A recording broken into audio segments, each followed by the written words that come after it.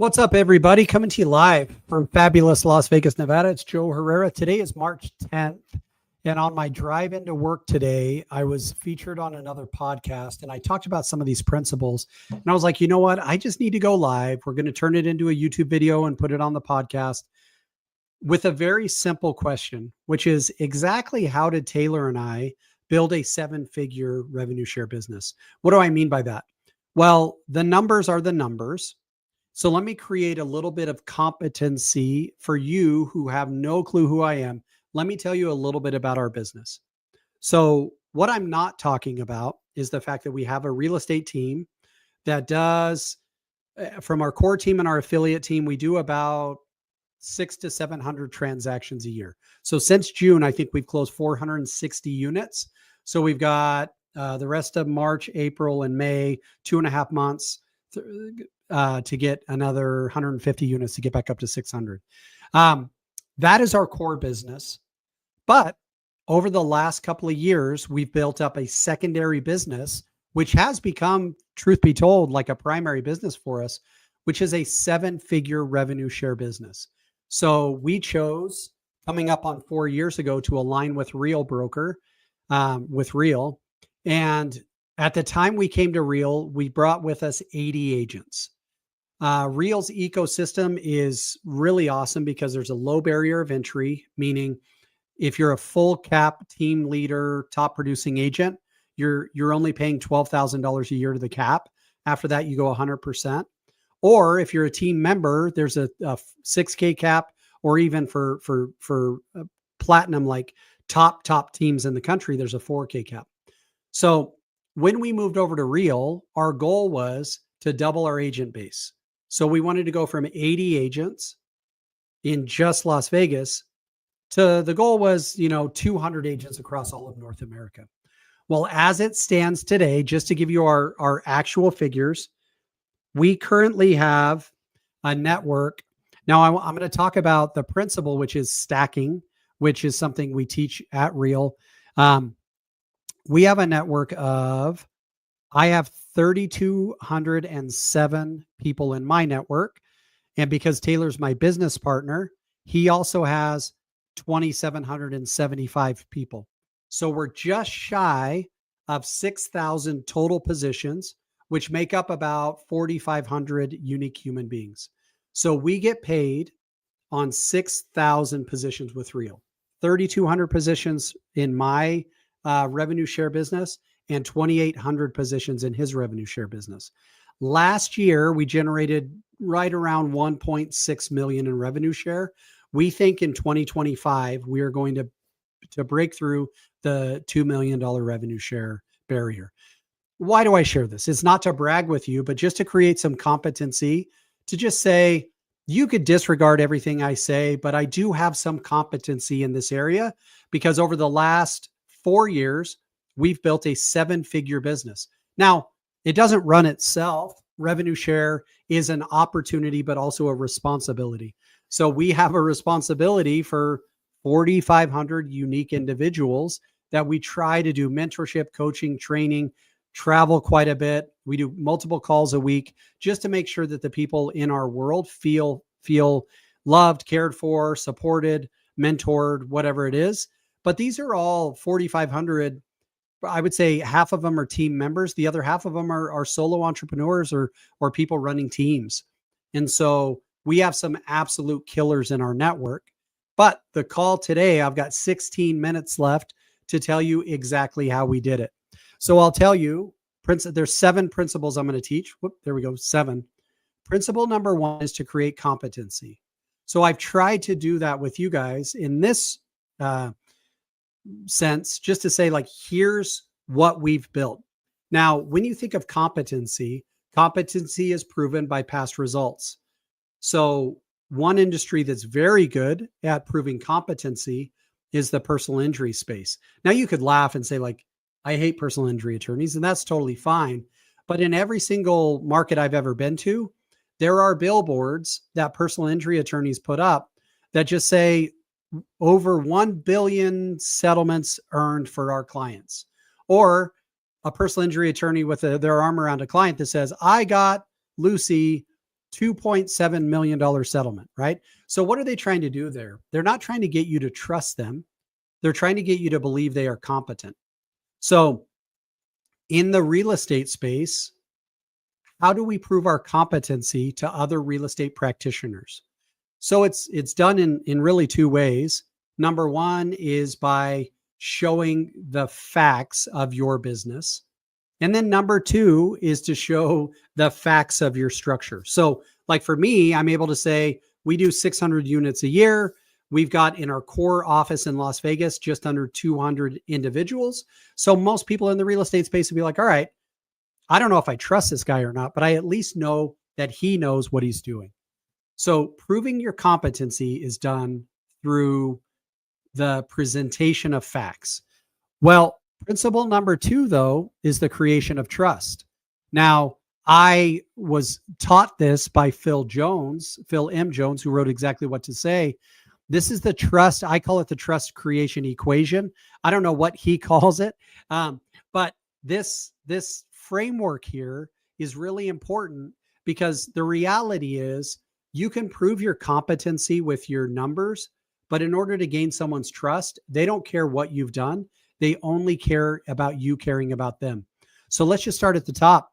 Number one, the way we create trust in other individuals is to be curious about them.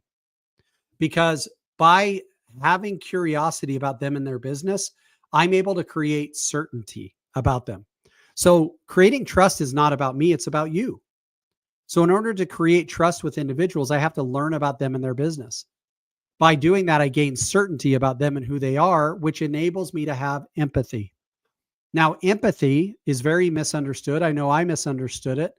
I always thought of empathy as agreeing with people, but in reality, empathy is caring about the things the people you care about care about. And so when I have empathy, it allows me to relate to them. I don't agree with a lot of things people do, but the question is not, do I agree with people? The question is, do I relate to them? Do I have empathy for them? When I relate to them and have empathy, it gives me the courage to ask them to take action. So if I ask someone to take action without having curiosity that gives me a little bit of certainty, the certainty that gives me a little bit of empathy, the empathy that allows me to relate to them a little bit, the ability to relate to them that enables me to say like, hey, because you said X, Y, and Z, I would encourage you to take a look at A, B, and C. If I don't go through that process, then the reality is they won't trust me. Because how can we ever trust someone who doesn't know anything about us? So let's talk about the 5 F's I use when it comes to attracting agents into my world. So number one, we have to demonstrate our competency. Number two, we have to earn people's trust. But then once we've done that, we get into this framework right here, which is the 5 F's of attraction into your revenue share. I don't care if you're at LPT or Real or EXP or Fathom or Realty of America or whatever revenue share-based real estate company comes around. These 5 F's are universal. So the first one is to gather the facts. The problem that most people run into is they don't gather facts, they present facts. So I may get on a call with Billy and I may be like, hey, Billy, hopefully competency has already been demonstrated. But even if they don't know that I'm competent yet, I'm going to start out the conversation all about gathering facts about them. So I'm going to say, Billy, let's say Billy's at Century 21. And I'm like, tell me how you ended up A, in real estate, and B, with Century 21. So I'm going to go on a fact-finding mission about Billy's past. I'm going to say, like my buddy Sharon says, let me ask you 1,000 easy questions. Like, how'd you get into real estate? There's always a story there. Oh, my mom was in real estate, or my dad was in real estate, or I was going to law school and I realized I really loved working with people. I was going to go into real estate law, but I figured, being a realtor was an easier way to get directly with the people, whatever it is. Well, how about Century 21? How'd you end up there? And then I'm going to build a bridge. Well, it sounds like you made a really good decision because you're crushing it in real estate. And Century 21 has the swaggiest jackets in the real estate space. So let's talk about what's going on right now. Tell me about your business. How does it look? Are you solo? Are you a team leader? How's it going? What are some of your challenges and frustrations? Like, what are some of the biggest obstacles you're trying to overcome right now? And then I'm going to go, okay, cool. Let me ask you a couple more questions. Tell me about your goals and aspirations for the future. So I always use this past, present, future framework. Tell me about your past. Tell me a little bit about what you got going on right now. Paint a picture of your ideal future for me, because through that process, past, present, future, I want to get to this phrase. Hey, Billy, because you said. Now, I can't say, Billy, because I said, or hey, Billy, I want you to. I have to be able to say, hey, Billy, because you said. So the number one F word when it comes to agent attraction is gathering facts. Now, the number two, the second step in agent attraction, this is whether you're trying to grow your team from 2 agents to 3, you're trying to grow your network at a revenue share based company from 10 agents to 20, whatever it is. You gather the facts, and then you have to create freedom. Now, again, I would recommend, as I always do, Phil M. Jones, Exactly What to Say. I've got a million copies of it around here somewhere. Phil would say, hey, Billy, what I'm about to share with you may not be for you. My only ask is that when we're done, you tell me who you know that may be interested. So what I've done through that process is I've created with Billy some freedom. Now, people don't use that framework. The framework they're very comfortable with is, Billy, what I'm going to show you is going to blow your mind, and you would be crazy not to take my advice. Well, what you've done when you tell someone they would be crazy, or you have to see this, or you won't believe what I'm about, whatever type of passionate framework you try to use, paints people into a corner. And when people are painted into a corner, the most logical response for them is, I want out. So even if there may be some baseline interest on their behalf, they're actually, for me, I'm not interested, because you painted them into a corner. So you gather the facts and you create in them some freedom. Hey, Billy, what I'm about to share with you may not be for you, but who do you know who, number 3, this is where you create FOMO. Who do you know who wants to build a bigger business? Who do you know that's looking for more financial freedom? Who do you know that wants to work in a much more collaborative way? Who do you know that? And this is where you create FOMO. So I use 4 basic pillars to discuss the opportunity we have at Real. I talk about, first and foremost, the economic opportunity. So low barrier of entry, massive upside with revenue share, stock, and things like that. I then move from the economics to the technology. Like, one of the things I love about Real is our CTO, Pritesh, is building technology that is owned by the shareholders of the company, which, if you're an agent at Real, you should be a shareholder. So I go, number 1, economics. Number 2, technology. Number 3, I talk about the culture. Guys, in a revenue, and I would say, Billy, as you know, in a revenue share based industry, it can become very tribal. It can become very siloed. It can become very me versus you. It become very, if you're not with me, you're against me. The goal here is not to create a culture of isolation. The goal with what I'm building at Real is to create a culture of collaboration. So I talk about the economics, I talk about the technology, I talk about the culture. And then I ask one very simple question, which is, hey, Billy, in Oklahoma City, how big is Real right now? Like, how many agents do you know that are with Real? Now, the fact of the matter is, at least when it comes to Real, we're still a relatively small company. We have 26,000 agents across North America. When you look at some of the other companies, like a Keller Williams is over 100,000, EXP is approaching 100,000. So we're still 25% as big as some of those companies. And so most people are going to say, yeah, there's not very many agents here in Oklahoma City. And I'm going to say, well, Billy, number 4, the 4th thing I like to talk about to create FOMO is the opportunity. I believe our company is going to hit 75,000 agents.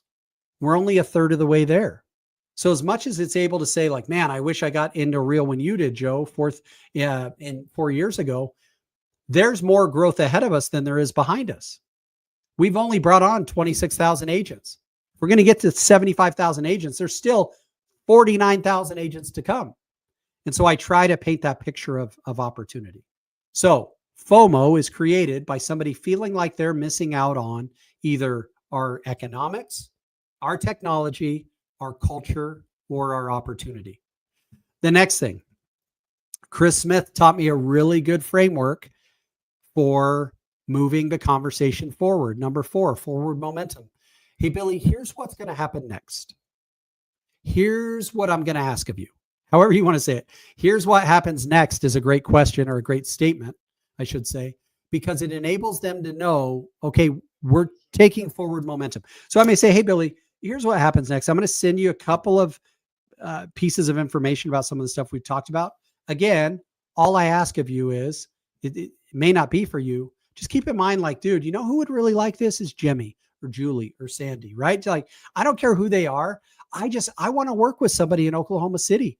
And like right now, I don't have a ton of partners there. I actually do. But if I didn't, I'd say, hey, Billy, I don't have any collaboration partner in Oklahoma City, no one to refer business to, no one to host events with, no one to do virtual events with.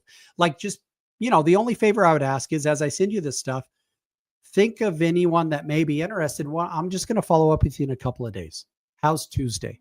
I'll just shoot you a quick text like, hey, Billy, who have you thought of? Now, rule number 5, you have to actually follow up. So you could do something as simple as, we all know the magic word. I don't want to kick it off on my phone, but hey, so-and-so, remind me to call Billy next Tuesday. And then a reminder will pop up on your phone to call Billy. Like, put it in your calendar. Here's the thing. No matter how much I've established trust and competency, no matter how much I've gathered facts about them or created freedom, no matter how much FOMO I've built up in them and or forward momentum I've given in this conversation, if I don't follow up, it all comes crashing down. Now, the reason we don't follow up is because we don't treat this as an actual business. The people I know that are making real money with a revenue share-based company are the ones who treat it like an actual business. So Billy, for me, would be considered a potential client, potential partner. But just like with real estate clients, you have to make sure you follow up. If I'm going to run with Billy and if Billy's going to run with me, I have to actually follow up. So we're 18 minutes. I've done it in under 20. Let me recap. Number 1, you have to prove your competency. Number 2, you have to earn their trust. Number 3, you have to gather facts about them, which is a trust building exercise. Number 4, you have to allow them to feel free. You're not pushing them into a corner. Number 5, you have to create some sort of FOMO. You have to make them recognize that there is a better opportunity for them somewhere else. That somewhere else is hopefully with you. Number 6, you have to tell them, hey, here's what happens next. And last but not least, number 7, you have to actually follow up. Guys, this revenue share based aspect of real estate, I've owned 2 different brokerages. This revenue share model is completely transformative. And you have all the freedom in the world if you're in this ecosystem to not grow it. But people like me who treat this like an actual business are seeing it change our lives. So this video may not be for you, but who do you know that's looking to build a massive 7-figure, 6-figure, 5-figure revenue share-based business? Please share this with them. I'm the easiest guy in the world to get a hold of, at Joe Herrera on Instagram. Would love to connect with you. Would love to connect with your friends. Send this to somebody you think may find value. This podcast, this YouTube video, whatever it is. Hope to connect with you in the future. I hope you're not missing out on this opportunity, because the revenue share-based model is here to stay. People are changing their lives by it. My life has been changed by it. Huge fan of it. Hope you're having a great start to 2025. Hopefully we get some lower interest rates that are going to help us as well. Have a great day, guys.